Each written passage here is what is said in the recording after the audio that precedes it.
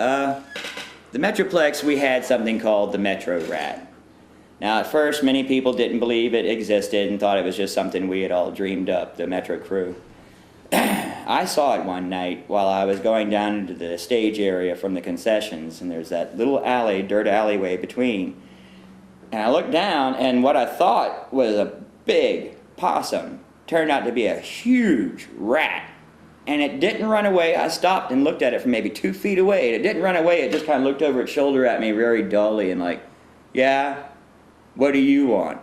And went back to eating whatever it was he was eating off the ground. Well, now this thing was big, and now that I had seen it, I believed the other guys who said they had seen it. Well, not too long after, a good friend of mine, Brian Goodman, brought in a cat that he had gotten, a young cat, to live at the Metroplex to take care of the mice and rats. Well, after the first night, the cat was found ripped to shreds in one of the upstairs room, obviously by the Metro Rat. So we never allowed any more cats in. And we just kind of learned to live with a certain respect for the Metro Rat.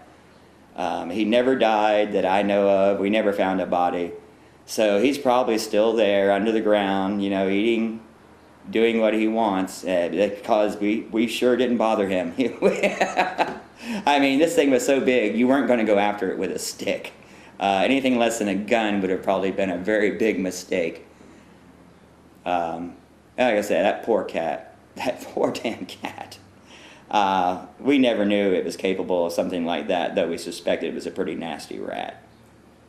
I suspect it lived under the place for years and years and years before we came in there, because it was old and it was large. And nobody to mess with. But we bragged about him now and then.